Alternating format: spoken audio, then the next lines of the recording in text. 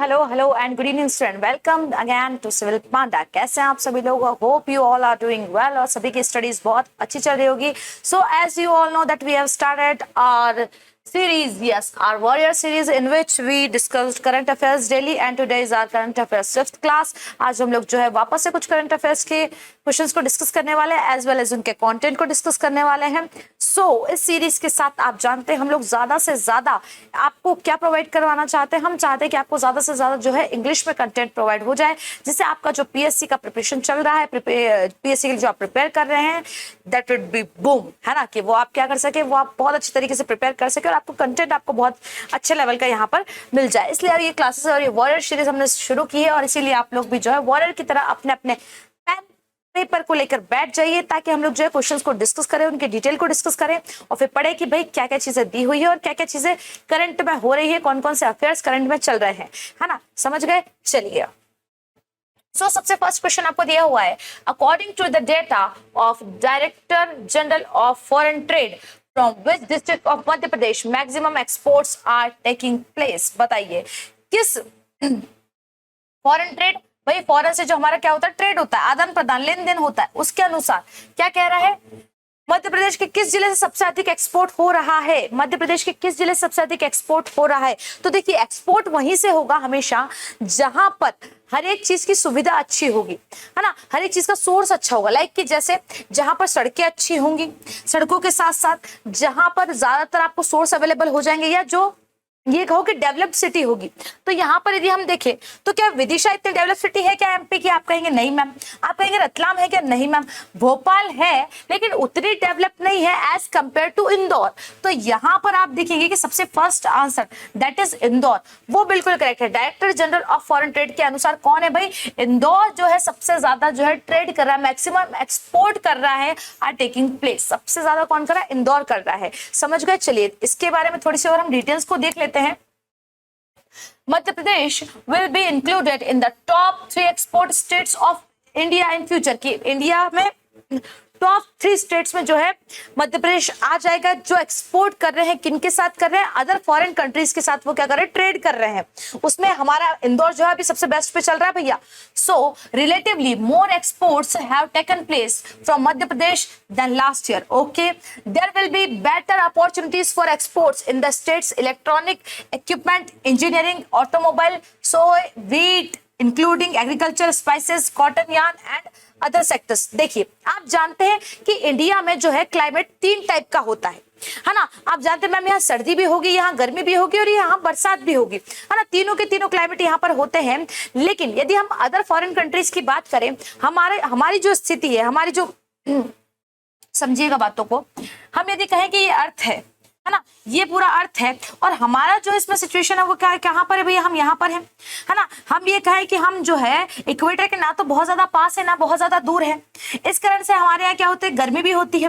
फिर कहे कि जो है हमारे यहाँ ट्रॉपिक ऑफ कैंसर है वो इंडिया के बीच में से निकलती है, इस वजह से भी हमारे ना ज्यादा गर्मी होती है ना ज्यादा ठंड होती है, गर्मी भी होती है, ठंड भी होती है और बारिश भी होती है। तो हमारे यहाँ का क्लाइमेट ऐसा है कि हर तरीके की चीजें जो है हम लोग कल्टीवेट कर सकते हैं, स्पेशली स्पाइसेस हम लोग कल्टीवेट कर सकते हैं, ये सारी चीजें। लेकिन फॉरेन कंट्रीज में जो है ये चीजें नहीं हो पाती, तो वो लोग क्या करते हैं, इसको इंपोर्ट करते हैं और उन चीजों को हम क्या करते हैं, यहाँ से एक्सपोर्ट करते हैं। तो इसके लिए भाई एमपी जो है अब वो धीरे धीरे क्या आता जा रहा है, इस लाइन में आता जा रहा है और एमपी में इंदौर अपना जो है अभी बहुत अच्छा एक मुकाम बना चुका है। चलिए नेक्स्ट क्वेश्चन पे चले हम। नेक्स्ट क्वेश्चन आपसे क्या कह रहा है, badminton player of Madhya Pradesh Goranshi Sharma has won 2 medals in Youth and Asia Pacific Badminton Championship. Which district of Madhya Pradesh belongs to? कि अभी जो है गौरांशी शर्मा ने क्या हुआ, बैडमिंटन में क्या जीते हैं, 2 गोल्ड मेडल जीते हैं और ये कौन से उससे रिलेटेड है, कौन से डिस्ट्रिक्ट से ये रिलेटेड है, ये पूछा जा रहा है आपसे। गौरांशी शर्मा कौन से डिस्ट्रिक्ट से गौरांशी शर्मा रिलेटेड है?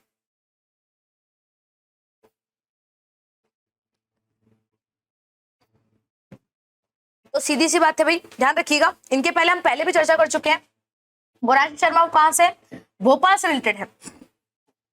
इनके बारे में हम और चीजें देख लेते हैं। Madhya Pradesh promising badminton player Gauranshi Sharma won 2 bronze medals and reached the quarter finals of singles individual by performing strongly in the third world youth badminton DIF championship held in Brazil। DIF, देखो यहाँ पे एक वर्ड आया हमारे पास, DIF championship। जी हाँ, इसके लिए मतलब ये कैसी है भाई, एक तरीके से आप जिसे अपने हिंदी में कहते हैं विकलांग कोटा वाली जो चीजें होती है उस तरीके से DIF वाले उससे गई हैं। और इन्होंने क्या किया है, हेल्ड जो कहाँ पे होगा, ब्राजील में होगा। World youth badminton DIF championship कहाँ पर होगी, ये भी ध्यान रखना। Third world youth badminton championship कहां पर होगी, वो होगी हमारी ब्राजील में। ये चीज भी आपको ध्यान में रखनी है, एक फैक्ट और ध्यान में रखना है आपको। चलिए नेक्स्ट क्वेश्चन पे चलते हैं फटाफट। The team of which city of Madhya Pradesh has secured the first position in the women's national dortics drone competition held in Delhi. Delhi में आयोजित हुई महिला राष्ट्रीय डोरटिक्स ड्रोन कंपटीशन में मध्य प्रदेश के किस शहर की टीम ने पहला स्थान प्राप्त किया। ये वाले ऑप्शन सही नहीं है, ठीक है, ये वाले ऑप्शंस नहीं है, आपको जो नीचे लिखे हुए हैं वो वाले ऑप्शंस देखना है। ये वाले ऑप्शंस नहीं, जो नीचे लिखे हैं वो वाले ऑप्शंस आपको देखना है। A Jabalpur, B Bhopal, C Ratlam and D Vidisha. तो देखिए इसकी यदि हम बात करें तो कहां से है ये महिला टीम कहां से है पूरी, तो आप ध्यान रखिएगा ये हमारे भोपाल से रिलेटेड है। कहां से रिलेटेड है, भोपाल से रिलेटेड है। और गेम कौन सा भैया, डोरटिक्स ड्रोन जो गेम है उसमें इन्होंने क्या किया है, कॉम्पिटिशन हेल्ड इन दिल्ली। कहां पर होता है, दिल्ली में। Recently women's national dortics drone competition held in Delhi, कहां पर हुआ है, दिल्ली में। The team from Bhopal secured the first position. कहां की थी टीम, भोपाल की थी, और कौन सी पोजीशन सिक्योर करेगी भैया, first position. IAS public school team represented Bhopal in the competition organized by BIAG International Aviation Games Board India। किसने करवाया, किसने ऑर्गेनाइज करवाया, ये भी ध्यान रखना। BIAG international aviation board games ने करवाया, गेम बोर्ड्स ने करवाया। IAS public schools 10th student Srishti Sharma, Siddhi Dwivedi and Pakhi Khengar were part of the team. 10th class के स्टूडेंट्स ये लोग हैं, 10th क्लास के स्टूडेंट्स ये लोग हैं। कौन से भाई, IAS पब्लिक स्कूल भोपाल के 10th क्लास के स्टूडेंट्स हैं। और तीनों कौन कौन है, सृष्टि शर्मा, सिद्धि द्विवेदी और पालकी खेंगर, इन तीनों ने जो है पार्ट लिया था टीम में। Schools group director Manisha Kawashekar said that this competition was about stabilizing the capacity of female brains, in which the performance of our student representing Bhopal topped। भाई कैपेसिटी बढ़ाने के लिए ब्रेन्स की, विमेन ब्रेन्स की, देखो सीधी सी बात है, विमेन एम्पावरमेंट के लिए इतना सब कुछ चल रहा है, तो फिर ये कंपटीशन भी सीधा सीधा जब विमेन्स का था, लड़कियों का था, चाहे वो 10th क्लास की लड़कियां कौन क्यों ना हो, तो फिर उसे किससे जोड़ा जाए, विमेन एम्पावरमेंट से जोड़ा जा रहा है। चलिए नेक्स्ट क्वेश्चन पे चलते हैं फटाफट। और नेक्स्ट क्वेश्चन ये रहा, Where will be the 26th National E-Governance Conference be organized? 26वीं E-Governance Conference का आयोजन कहां पर किया जा रहा है, ये आपके सही ऑप्शंस नहीं हैं। आपके सही ऑप्शंस वो हैं जो नीचे दिए हुए हैं। So हमारा फोर्थ क्वेश्चन है, Where will the 26th National E-Governance Conference be organized? 26वीं राष्ट्रीय E-Governance Conference का आयोजन कहां पर किया जाएगा। 26th E-Conference गवर्नेंस कॉन्फ्रेंस कहां पर की जाएगी आपकी। तो यदि आप आंसर की बात करें तो कौन कौन सा हो सकता है, जबलपुर, भोपाल, रतलाम या विदिशा। सबसे ज्यादा यदि बात करें सेंटर में कौन है हमारे, सेंटर में, और हमारे यहाँ का कैपिटल कौन है आप बहुत अच्छी तरीके से जानते हैं। तो फिर उस हिसाब से यदि आप आंसर लगाएं तो आप फटाक से लगा देंगे कि मैम यहां पर हुआ था। तो आप क्या कहेंगे मैम, सीधी सी बात है, बी कहां पर होगा, भोपाल। बी भोपाल कहां पर हुआ था भैया, ये कहां पर होगा, बी भोपाल में होगा। कहां पर होगा, बी भोपाल। चलिए इसके बारे में थोड़ी सी और हम डिटेल देख लेते हैं क्या क्या कहना चाह रहा है आपसे। National awards for e-governance, national awards for e-governance are presented every year for exemplary implementation of e-governance initiatives to recognize and promote excellence in implementation of e-governance initiatives। देखिए ई गवर्नेंस प्रोग्राम क्यों किया जाता है, जैसे आप जब भी कोई प्रोग्राम करते हैं, है ना, या आप जब भी किसी ट्रिप पे जाते हैं तो आप पहले उसे ट्रिप एक प्लान करते हैं। आप जिसे आप आइटनरी कहते हैं कि हम यहाँ जाएंगे, ये करेंगे, ये करेंगे। तो ई गवर्नेंस प्रोग्राम को लॉन्च करने से पहले ये क्या किया जाता है, एक ई गवर्नेंस का छोटा सा कॉन्फ्रेंस रखा जाता है जिसमें ई गवर्नेंस को कैसे कैसे आगे इनिशिएटिव्स के लिए लेना है, कैसे कैसे उसके लिए एफर्ट्स लगाने हैं, ये सारी की सारी चीजों पर चर्चा होती है, सारी चीजें होती है। तो सेम वही चीज है।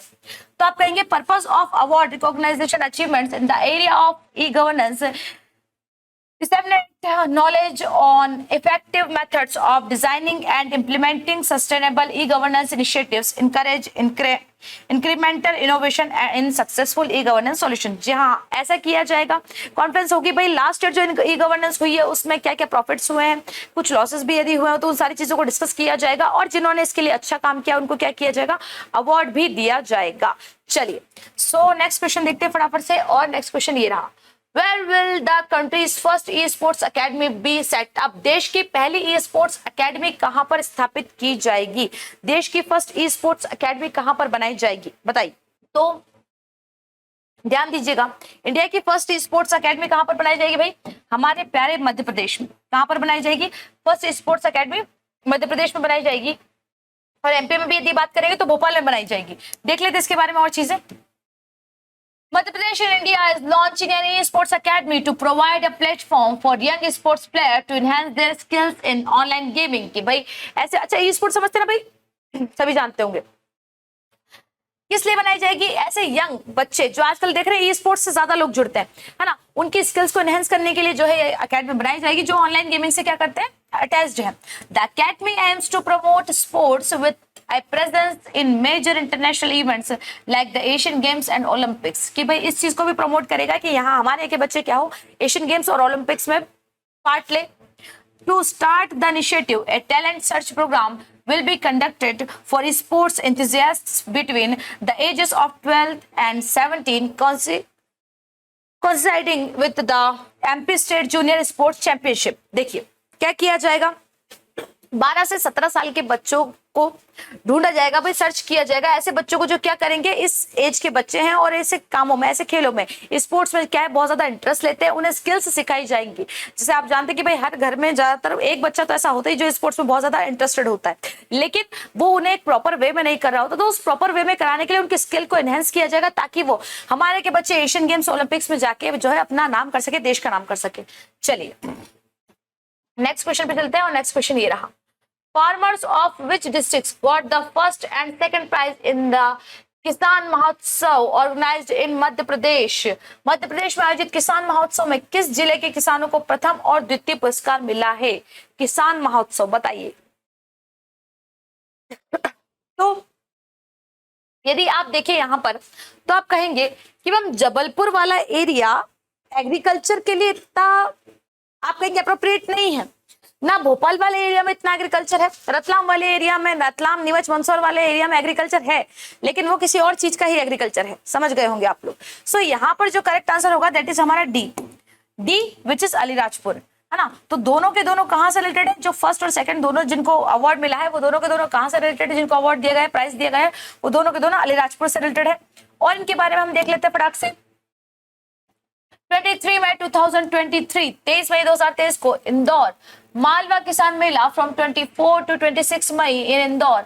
मालवा किसान मेला will be organized in Indore from 24 to 26 May with the aim of creating awareness among farmers and giving information about new techniques in the agriculture sector।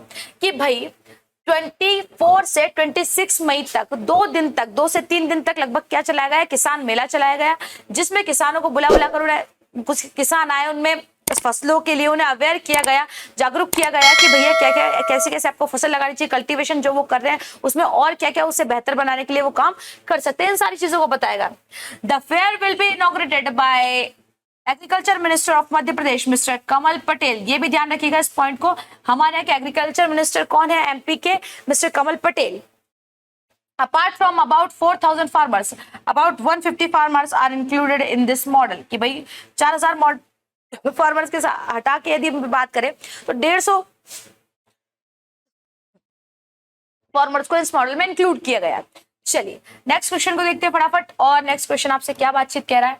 First CM rise school will open in which district of Madhya Pradesh? Madhya Pradesh का पहला CM rise school किस जिले में खुलेगा? जबलपुर, शाजापुर, रतलाम या अलीराजपुर, है ना। तो आप ऐसा सोचेंगे कि मैम जहां पर जो है यदि एजुकेशन का रेट कम होगा वहां पर ये स्कूल खोला जाएगा, बट ऐसा नहीं है। यहाँ पर यदि हम बात करें तो शाजापुर भी, शाजापुर में जो है खोला जाएगा, और शाजापुर की भी एक गांव है छोटा सा जिसे कहते हैं गुलाना, गुलाना करके एक गांव है, वहां पर सीएम राइज स्कूल जो है डाला जाएगा। चलिए इसके बारे में और देख लेते हैं हम detail. In Madhya Pradesh government will set up 9 1000 CM Rise School to provide quality education, Chief Minister Shivraj Singh Chauhan said in Shajapur district. Okay. On the occasion, he launched the School Chale Hum campaign, which was first started under the Prime Ministership of Atal Bihari Vajpayee 23 years ago. कि भाई इसी के साथ इन्होंने क्या किया, school चले हम की सेकंड पार्ट को भी जो है इन्होंने लॉन्च कर दिया, सेकंड वाले फेज को भी इन्होंने लॉन्च कर दिया, जो कब चालू हुआ था, अटल बिहारी वाजपेयी के समय में हमारा स्कूल चले हम अभियान चालू हुआ था। आप देखते हैं गाँवों में जाते हैं, है ना, गाँव में जो स्कूल बने होते हैं उन सबके ऊपर एक ऐसी पेंसिल बनी होती है और पेंसिल के आगे एक लड़की बैठी होती है, पीछे एक लड़का बैठा होता है और उस पर लिखा होता है स्कूल चले हम। तो मतलब कि वो जो स्कूल्स बने हुए हैं वो किसके अंडर बने हुए, कौन सी स्कीम के अंडर बने हुए हैं, स्कूल चले हम स्कीम के अंडर बने हुए हैं। चलिए नेक्स्ट क्वेश्चन देखते हैं, statue of which personality will be built in CM rise school. बहुत अच्छा क्वेश्चन है। सीएम राइज स्कूल में किस शख्सियत की प्रतिमा बनाई जाएगी, बताइए भाई साहब। सीएम राइज स्कूल में किस शख्सियत की जो है प्रतिमा बनाई जाएगी, स्वामी विवेकानंद, महात्मा गांधी, सुभाष चंद्र बोस या भीमराव अंबेडकर। तो देखिए इन चारों में से शिक्षा से जो सबसे ज्यादा रिलेटेड है वो हम जानते हैं भाई स्वामी विवेकानंद जी भी थे लेकिन इतना नहीं, महात्मा गांधी जी भी थे पर इतना नहीं, सुभाष चंद्र बोस जी भी नहीं थे, उनका तो इंडिपेंडेंस से लेना देना है। तो यहाँ पे हम बात करेंगे किसकी, डॉक्टर भीमराव अंबेडकर। जी हाँ, हर एक सीएम राइज स्कूल में किसकी शख्सियत की प्रतिमा होगी, किनकी पर्सनालिटी का फोटो होगा, तो आप जानेंगे भीमराव अंबेडकर जी का, क्योंकि आप जानते हैं कि वुमेन्स को पढ़ने का जो है अधिकार किसने दिलवाया है, भीमराव अंबेडकर जी ने ही दिलवाया है। या ये कहो कि हमारे यहाँ जितने भी कास्ट है, जो रेसिज्म वगैरह जो भी था, उन सबको हटाकर सबको इक्वली लाकर पढ़ने का अधिकार किसने दिलवाया, डॉक्टर भीमराव अंबेडकर ने दिलवाया। इस कारण से हम क्या कहेंगे कि भाई डॉक्टर भीमराव अंबेडकर ने अंबेडकर की जो है मूर्ति बनेगी। यदि इनकी बात करें तो ये हमारी कॉन्स्टिट्यूएंट असेंबली में थे, ये हमारी कॉन्स्टिट्यूएंट असेंबली में थे और हमारी कॉन्स्टिट्यूएंट असेंबली जो कई पार्ट्स में डिवाइडेड थी, उसके एक थी प्रारूप समिति जिसे आप कहते हैं, जिसे आप क्या कहते हैं, ड्राफ्ट कमेटी, है ना। ड्राफ्ट कमेटी के ये मेंबर थे, है ना, ड्राफ्ट कमेटी के ये मेंबर थे और ड्राफ्ट कमेटी के हेड भी यही थे, कौन, डॉक्टर भीमराव अंबेडकर, हमारी कॉन्स्टिट्यूएंट असेंबली के ड्राफ्ट कमेटी के ये मेंबर थे। नेक्स्ट देखते हैं इनके बारे में और थोड़ी सी हम बातचीत कर लेते हैं। The CM said the school will have a statue of Ambedkar. Okay. He also said Gulana village will henceforth be called Golana. Okay भाई, गुलाना मैंने अभी बता दिया आपको कौन से डिस्ट्रिक्ट का है भैया, शाजापुर डिस्ट्रिक्ट का है ना, शाजापुर डिस्ट्रिक्ट का है Gulana. Tinkering lab will be also be set up in these schools for promoting innovations and creativity. Okay, labs भी बनाई जाएंगी। The school will have modern labs, sports ground, etc. बहुत अच्छा शिक्षा के लिए किया जा रहा है। अच्छा, ग्राउंड लैब्स ये सब क्यों बनाए जा रहे हैं, ताकि स्टूडेंट्स आए। जैसे आपको पता होगा जब ये स्कूल चले हम वाले स्कूल्स खुले थे तब बच्चे फिर भी स्कूल में नहीं आते थे, तो हमारे यहाँ एक और नई स्कीम लगाई गई थी उस टाइम पे, जिसे आप कहते थे मिड डे मील, है ना, मिड डे मील, या उसे आप हिंदी में क्या कहते थे, मध्याह्न भोजन। मध्याह्न भोजन मतलब दोपहर का खाना बच्चों को वहां पे मिलेगा। तो उस खाने के लालच में भाई वो बच्चे जो उनके लालच भी नहीं, भाई ये कहो कि उनकी जरूरत थी, गरीब परिवार के बच्चे जिनको एक टाइम का खाना भी नहीं मिल पाता था, वो वहां आके खाना खाते थे और स्कूल में बैठते थे। स्कूल में बैठते बैठते बहुत सारे पढ़ भी गए और बहुत सारे वहीं भी रह गए। तो ये भी एक तरीके से बहुत अच्छा इनिशिएटिव है। नेक्स्ट क्वेश्चन देखते हैं, in which state there have been the fastest reduction in the proportion of multidimensional poor recorded. किस राज्य में बहुआयामी गरीबों के अनुपात में सबसे तेज कमी दर्ज की गई है, सबसे तेज कमी, तो ध्यान दीजिएगा सबसे तेज कमी जो दर्ज की गई है वो है हमारे मध्य प्रदेश में, हमारा अपना प्यारा मध्य प्रदेश। और जानकारी लेते हैं हम इसके बारे में। According to the National Multidimensional Poverty Index, a progress review 2023, किसके अनुसार, नेशनल मल्टीडायमेंशनल पॉवर्टी इंडेक्स के अनुसार, the report was released by NITI Aayog. किसने की थी ये भी ध्यान रखना, कई बार पूछ ले जाता है कौन रिपोर्ट रिलीज कर रहा है, Niti Aayog, in New Delhi on July 17।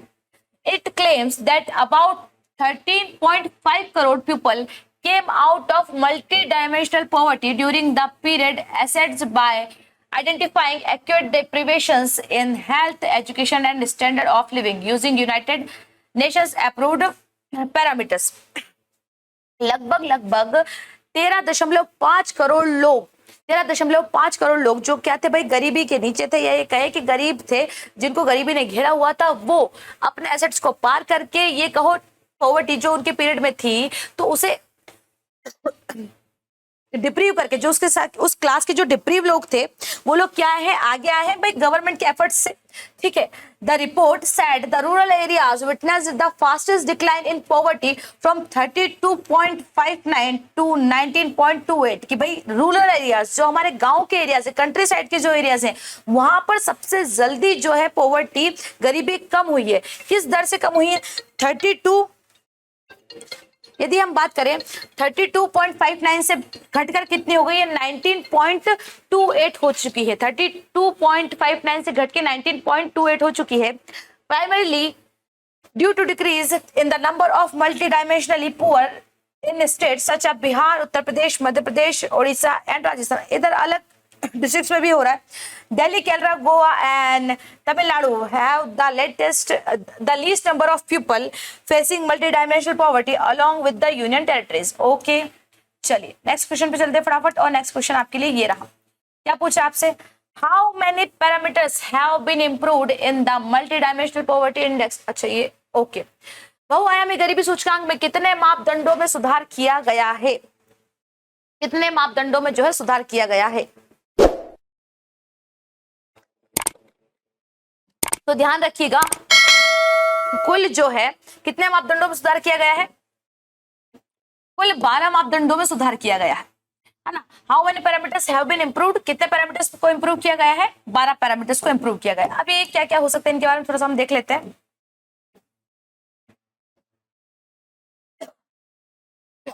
Sorry, the national MPI measures stimulations deprivation across the three equally weighted dimensions of health, education and standard of living that are represented by 12 SDG aligned indicators. Okay, these include nutrition। अब कौन कौन से हुए भाई? Nutrition को किया गया है, child adolescent morality, maternal health, maternal health मतलब प्रेगनेंसी वाली health, years of schooling, school attendance, cooking fuel, sanitation, drinking water, electricity, housing assets and bank accounts. Marked improvements is witnessed across all the 12 indicators. ये कुछ 12 चीजें हैं जिनमें क्या किया गया है? मेनली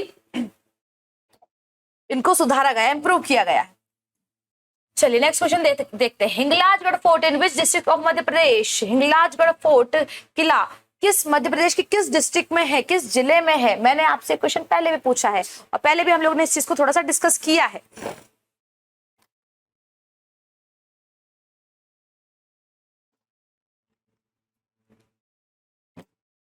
तो ध्यान दीजिएगा, हिंगलाजगढ़ फोर्ट की यदि हम बात करें तो ये मंदसौर में, कहां पर है बेटा? मंदसौर में है। और यहाँ पर मैंने आपको बताई कि हिंगलाजगढ़ में एक मंदिर है ना। इस मंदिर में किसकी पूजा की जाती है? भील जनजातियां पूजा करती हैं यहाँ पे, है ना। इनके देवता है वो भील जनजाति क्या करती है वहां पे? गोंड देवता की पूजा करती है। कौन से देवता की बेटा? गोंड देवता की पूजा की जाती है। कहां पर? मंदसौर के हिंगलाजगढ़ में। मंदसौर के हिंगलाजगढ़ में क्या किया जाता है? इनकी पूजा की जाती है। चलिए नेक्स्ट क्वेश्चन देखते हैं फटाफट। Hinglajgarh fort is near Naval village in Bhanpura. Bhanpura कौन सा भाई? सुनील टप्पा से अलग होने वाला tehsil in Mandsaur district of Madhya Pradesh. It is named after the Hinglaj Mata who is the kuldevi of Kshatriyas. हाँ भाई, हिंगलाज माता जो है क्षत्रियों की कुलदेवी है ना। क्षत्रियों में भी अलग अलग जो होते हैं गोत्र होते हैं, उनकी अलग अलग कुलदेवी होती है। चलिए नेक्स्ट क्वेश्चन देखते हैं क्या कह रहा है आपसे। नेक्स्ट क्वेश्चन कह रहा है which dialect is not in the neighbourhood of Madhya Pradesh. कौन सी बोली मध्य प्रदेश के पड़ोस में नहीं है? ब्रिज भाषा, कोरकू, गोंडी या मैथिली? ब्रिज भाषा, कोरकू, गोंडी या मैथिली, बताइए। तो ध्यान दीजिएगा भाई, गोंडी जो है वो तो बोली जाती है ना। कोरकू भी बोली जाती है, ब्रिज भाषा भी हमारे पड़ोस में बोली जाती है, लेकिन मैथिली नहीं बोली जाती, है ना। मैथिली जो है, मैथिली हमारे पड़ोस में नहीं बोली जाती। चलिए फटाफट देखते हैं इसके बारे में। और नेक्स्ट क्वेश्चन देखिए, Bumbiya folklore is related to which region. Bumbiya लोकगीत किस क्षेत्र से संबंधित है? बघेलखंड, बुंदेलखंड, मालवा या निमाड़? बुंदेलखंड, बघेलखंड, मालवा या निमाड़? तो देखिए भाई, हमारे यहाँ का फोकलोर जो है वो तो अलग चलते हैं, है ना, लेकिन कौन सा? बुम्बिया लोकगीत। बुम्बिया लोकगीत ध्यान रखिएगा बघेलखंड से संबंधित है। किससे संबंधित है? बघेलखंड से। दोनों में बहुत कंफ्यूजन होता है, बघेलखंड और बुंदेलखंड, क्योंकि लगे हुए उस समय पे मैप पे आप देखिएगा तो भाई बघेलखंड से संबंधित है। नेक्स्ट क्वेश्चन देखते हैं फटाक से। Gondwana region falls in which region of Madhya Pradesh? Gondwana क्षेत्र मध्य प्रदेश के किस क्षेत्र में पड़ता है? आप जानते हैं अंगारा लैंड, गोंडवाना लैंड, इनके बारे में हम लोगों ने बात की है पहले भी, तो ध्यान दीजिएगा ये हमारा जो पड़ता है, यदि ये हमारा मध्य प्रदेश है, हमने बात करी कि भाई ये मध्य प्रदेश है, आप निकालेंगे इस तरीके से, तो यहाँ के ध्यान दीजिएगा, आप उस गोंडवाना लैंड के बारे में जानते हैं, ऐसा है कि यहाँ पर हुआ था, तो साउथ वेस्ट वाला जो एरिया है, ये वाला जो एरिया है ना, इस वाले एरिया में आकर टक्कर हुई थी, और आप कहेंगे कि वो दोनों जो एरियाज थे गोंडवाना और अंगारा लैंड, वो यहाँ पर आके जुड़े थे। तो हमारा ये कौन सा वाला एरिया हुआ? एक तो इसमें कौन सा वाला एरिया है? साउथ वाला, और दूसरा कौन सा वाला एरिया है? हमारा वेस्ट वाला। तो यहाँ पर कौन सा एरिया होगा? साउथ वेस्ट मध्य प्रदेश जो है किससे रिलेटेड है? गोंडवाना लैंड से रिलेटेड है। कौन सा वाला लैंड? हमारा साउथ वेस्ट लैंड जो है गोंडवाना लैंड से रिलेटेड है। नेक्स्ट क्वेश्चन देखिए, the Gondwana region lies in the south west of Madhya Pradesh, Damodar and Son valley fall in it. कौन कौन सी वैलीज है वहां पे? कौन कौन सी घाटी? दामोदर और सोन नदी की घाटियां वहां पर पड़ती है। Also here are the hills of Rajmahal, Rajmahal की पहाड़ियां भी यहाँ पर पड़ती है, किसमें? गोंडवाना लैंड में। कहां पर? साउथ वेस्ट हमारा गोंडवाना लैंड में। चलिए नेक्स्ट का हम देखते हैं 15th। What is the rank of Madhya Pradesh in India on the basis of number of tigers? बाघों की संख्या के आधार पर मध्य प्रदेश का भारत में कौन सा स्थान है? फर्स्ट, सेकंड, थर्ड या फोर्थ?